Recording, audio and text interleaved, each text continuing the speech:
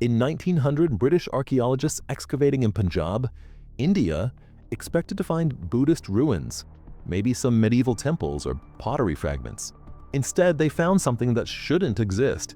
Not bodies, but a city older than the pyramids, more advanced than anything from its time. Streets are still perfect after 4,000 years. Homes still standing with intact drainage systems, public baths that still hold water. Everything is abandoned. Over 5 million people once lived here. They built 1,500 cities across an area larger than Egypt and Mesopotamia combined, created trade networks reaching Africa and Central Asia, and developed technology that wouldn't be seen again for millennia. Their civilization lasted 2,000 years, longer than any empire we celebrate in our history books. Then, around 1300 BCE, they walked away from all of it like they never existed. This is the Indus Valley Civilization, the civilization that vanished without a trace. Dairam Sani's brush scraped against stone at Harappa in 1921, revealing what would challenge everything we thought we knew about ancient history. This wasn't the primitive settlement he expected, but a metropolis laid out with mathematical precision that would impress modern urban planners. The streets ran perfectly straight, aligned to cardinal directions with an accuracy that requires sophisticated surveying equipment. Every intersection met at exactly 90 degrees, every block measured to identical dimensions, every structure placed according to a master plan. The bricks themselves tell an impossible story. Across 1,500 cities spread over 1.5 million square kilometers. Who was enforcing the standardization across such vast distances 5,000 years ago? In 2500 BCE, while most of humanity lived in mud huts, the citizens of Mohenjo-Daro enjoyed indoor plumbing connected to covered drainage systems that would make Victorian London envious. Every house, from the smallest dwelling to the largest complex, had access to fresh water from wells dug to precise depths. The main sewer lines, large enough for a person to walk through, still function today when excavated, carrying away monsoon rains as efficiently as they did 4,000 years ago. The Great Bath stands as their masterpiece of engineering, a public pool 12 meters long and 7 meters wide, waterproofed with carefully fitted bricks and sealed with bitumen. The floor slopes at exactly the right angle for drainage.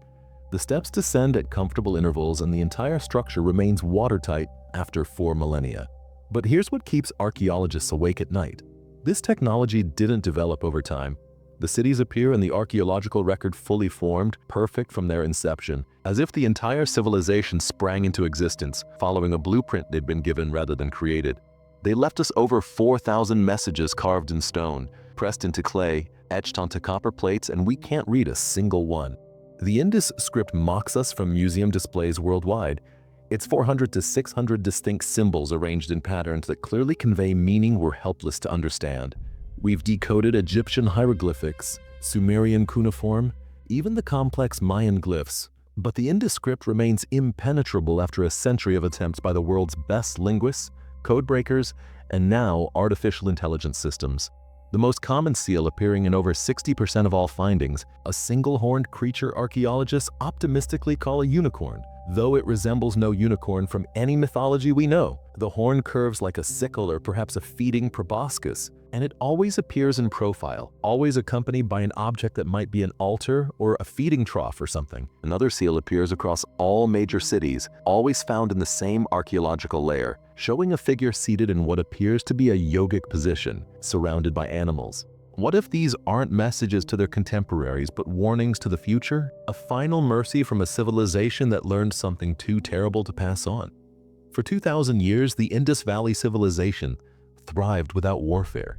No weapons beyond hunting tools, no defensive walls around cities, no depictions of armies or conquest in their art. Every other Bronze Age civilization left us extensive records of their military campaigns, their victories carved in stone, their enemies defeated and enslaved. How did 5 million people across 1,500 cities maintain perfect peace for 2 millennia? The standard archaeological explanation of peaceful trade relations falls apart when you consider the scale and duration. No civilization in recorded history has maintained peace across such distances for so long, without either central military control or the threat of external enemies to unite them. Yet the Indus cities show neither. The uniformity of their society defies human nature as we understand it. Every excavated neighborhood reveals the same pattern. No palaces for kings, no hovels for the poor, no temples towering over residential areas. The largest structures were public buildings, the Great Bath, the granaries, the assembly halls, but no individual homes that displayed wealth or power.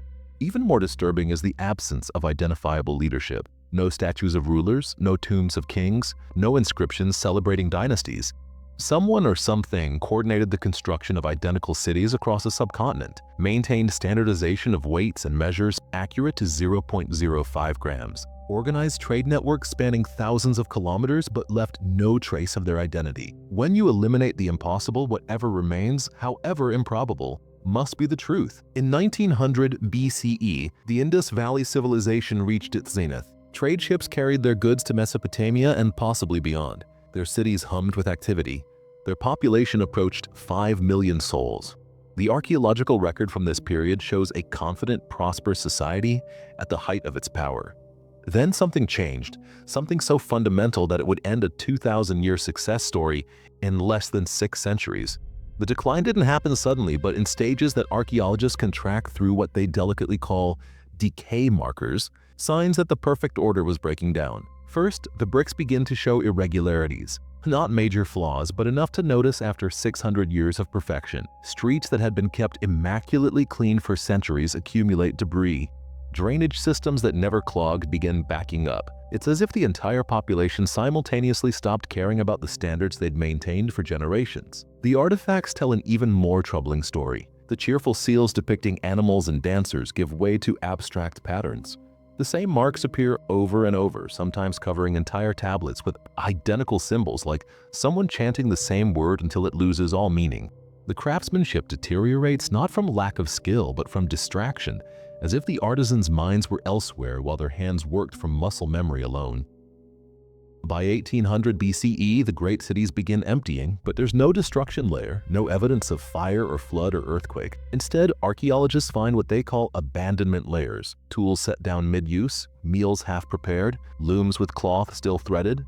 In one house in Mohenjo-Daro, archaeologists found a necklace laid out on a table as if someone was about to put it on, next to a mirror of polished bronze still reflecting the empty room after 3,500 years. Mohenjo-Daro translates to Mound of the Dead in Sindhi, a name that predates archaeology by millennia. The local population had no idea a city lay beneath the mound. When excavations began in 1922, archaeologists expected to find a cemetery that gave the mound its ominous name. Instead, they found something far more disturbing: a city frozen in its final moments with bodies scattered where they fell. Not buried according to any funeral rites, just abandoned like everything else. In one alley, they found a group of skeletons, men, women, and children, some still holding hands, all facing the same direction as if watching something approach. No signs of violence on the bones, no weapons nearby, no indication of what killed them. The most haunting discovery came from a small room in a modest house where 13 skeletons huddled together, the door barricaded from inside with furniture piled against it. Whatever they were hiding from never broke through. The barricade remained intact when archaeologists found it. The skeletons showed no trauma, no signs of starvation or disease. They simply died all at once, still cowering from something that left no physical trace of its presence. The Sarasvati River once flowed mightier than the Ganges, carrying snowmelt from the Himalayas to the Arabian Sea through the heart of the Indus civilization. Along its ghost banks sat the majority of Indus cities, built when the river ran wide and deep, abandoned when it died. But rivers don't simply disappear overnight. Geological evidence points to massive tectonic activity around 1900 BCE that literally broke the landscape. The cities along its banks didn't slowly depopulate as water became scarce. They were abandoned while wells still functioned and backup water systems remained operational. It wasn't the lack of water that drove them away, but what the river's death signified. Consider the psychological impact on a civilization that saw their goddess die. Watch the earth crack and swallow what they considered eternal. The Sarasvati wasn't just their water source, but the physical manifestation of cosmic order. And when it failed, what else could they trust? The archaeological record shows that cities hundreds of kilometers from the Sarasvati, with their own stable water supplies, were abandoned at exactly the same time as those along the dying river. They fled not from practical necessity, but from existential terror.